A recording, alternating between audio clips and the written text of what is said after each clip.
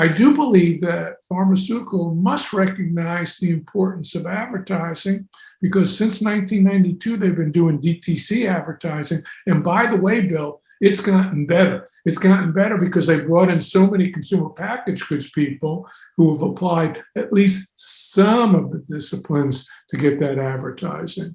Yeah. Now, when you think about it, when you look at the bright lights of advertising, what categories or what particular ads that you've seen that you say, oh yeah, these are good examples of effective advertising? Here's where my bias may creep in, Richard. I think in general, I think Procter and Gamble advertising is the best. As a company, I think their advertising is the best. And their competitors in those categories tend to be the best as well. So whether it's Colgate or Unilever, I think those consumer packaged goods companies, and Procter & Gamble typically has the leading brands in those categories, but I think even their competitors are inspired or find it necessary to develop effective advertising. I think the competitors improve their advertising as well. But rather than a particular category, I'd say P&G advertising is still, and not always, but broadly the best advertising that I see on television. And once again, maybe I have some bias because of where I grew up, and I think, Colgate, Lever, I think, for example, General Mills advertising is good. I think generally the larger consumer goods categories, I think the advertising is better than other categories. Oh, yeah. Question? I can't dispute that Procter and Gamble still has some of the best advertising. We're talking about best. We're defining it as being effective. In other words, it's getting the sales. And it's getting the sales through encouraging switching or increased usage. It's amazing. I saw an ad for Cascade the other day, and they were talking about to get those dishes and glasses and pots and pans in the dishwasher as opposed to using the sink, because the sink uses more water. Did you see that ad? Yeah. Yeah. And so here they're looking to increase frequency of purchasing, aren't they? And they're probably appealing to more ecologically minded consumers. And I would say nowadays, with all the talk about global warming, et cetera, that we are all to some degree more ecologically conscious. And so I think that they were picking up on a very interesting insight there. So Procter and Gamble, I believe you're right. They're up there. And the other wonderful thing that you said that competitors are good too, which I think always goes back to our competitors make us better. Do they not?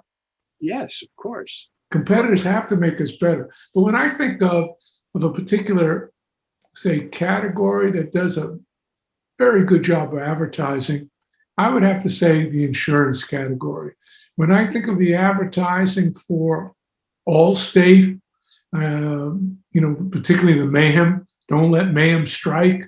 When I think of the Geico advertising, then the fact that most marketers have difficulty getting one campaign on board. They'll have 3 campaigns at different parts of the buying cycle. They'll have 3 different campaigns that are very effective campaigns going.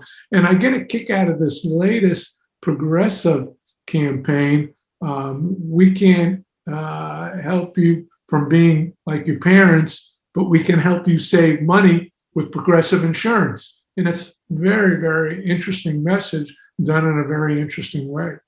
I absolutely agree with you about the insurance companies. Last week, I showed my class 5 insurance company commercials and asked them back to back. And I said, what's the distinguishing selling point, the focus of sale, the differentiation for each of the brands? They had no trouble figuring out what each brand was about.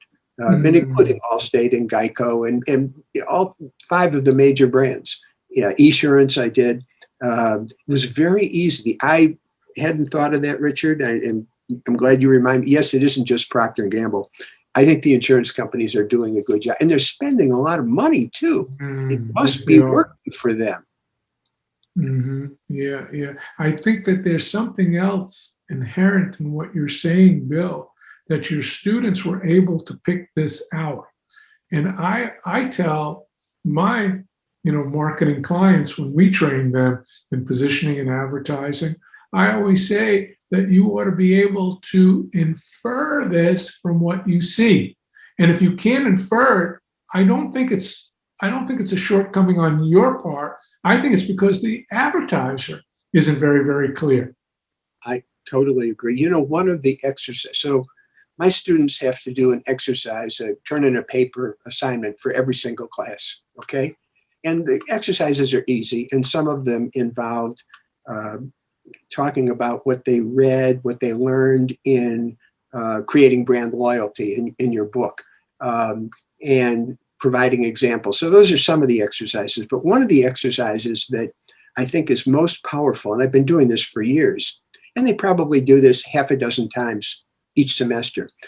I want you to tell me about an ad that influenced you personally, not that you're speculating about somebody else, but tell me about an ad or a commercial that caused you to think about switching to that brand. Okay? What that does over time, it helps them internalize how advertising works. So rather than my just speaking about it or preaching about it, as they do that repeatedly, oh yeah, that's how advertising works because it's influencing me as a consumer.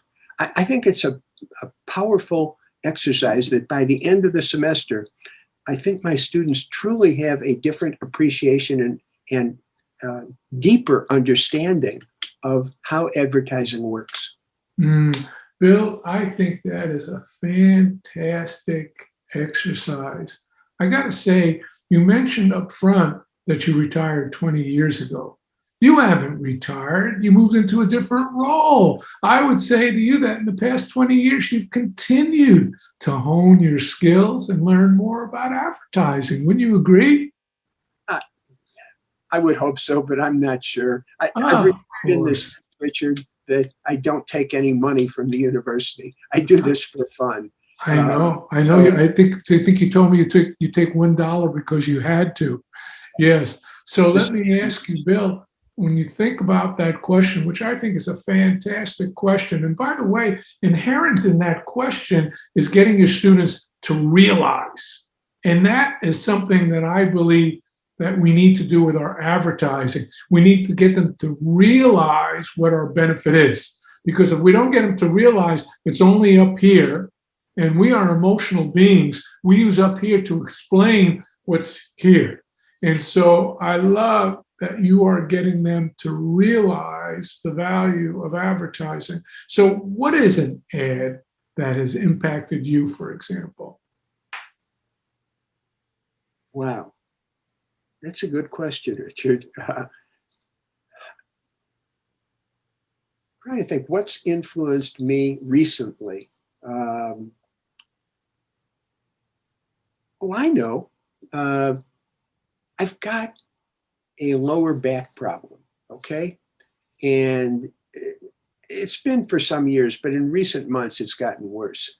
And I've seen the commercials before, but for some reason, this one caught me. This icy hot, okay? Mm. Um, and they've been on the same basic campaign for years and the same spokesperson for years. But for some reason, I guess my back was unusually sore when I saw the commercial. So I went to Amazon and I ordered, just in the last few days, I ordered a package of icy hot. Okay. So it's sitting. Mm. I haven't started using it yet, but it's absolutely influenced me because at that moment, when I saw the ad, when I saw the commercial and my back was hurting, that was really relevant, really Mm. relevant to me. And that caused me to punch my Amazon and order a package. That's incredible. So what was the promise, Bill? What were they promising you? Well, pain relief, particularly lower back pain relief. They have some other options, but basically lower hot. And the way it works is, and again, I haven't tried it yet. It's a combination, I think, of a temperature sensation, but I think there's also a topical, maybe anesthetic. Yeah. That's in the product as well. I think it's both. As I say, I haven't tried it yet. It's the package is sitting on my desk. Yeah. Oh, wow. So, it'll be interesting to see what it does for you, because we know that advertising can put a product in the customer's hands. However, whether the customer returns really depends on whether it lives up to its promise, correct? Absolutely. Yeah. Absolutely. Yeah. I told you about my experience. By the way, Amazon is phenomenal, right? You see it and right on the spot. I mean, we've just cut the purchase cycle down significantly. So it's not like, well, the next time I go to retail, I'll go and buy it if I remember it. Here, you do it instantaneously. And my wife and I, we were watching something. I'm trying to remember what it was. And they showed an animated version of a cat trying to jump up on the counter. And the first time it made it. And then as time goes on, it can't quite make it up to the counter. And it made us realize that our cat Jackson is overweight. This boy's a 15-pound cat. And so my wife, immediately went to Amazon and we ordered that Hills Science diet. Jackson is on Hill's Science diet. I don't know if it's our imagination or not, but he appears to have been losing weight. He's certainly not having the same amount of difficulty jumping up on counters, which we don't like, but he's not. But he's not. He doesn't seem to have that difficulty right now. Yeah. So, Hills is a Colgate product, isn't it? Say again, please. Hills is a Colgate product, isn't it? I think you're right. I think it is. I'll check on that. And in my notes, I'll put, whether or not it is a Colgate product. But if it is, that would certainly speak to what you were saying earlier about Procter & Gamble's advertising and up its competitors. And typically it ups its competitors all in all the divisions, not just in a given division. It may start in a given division, but it goes elsewhere.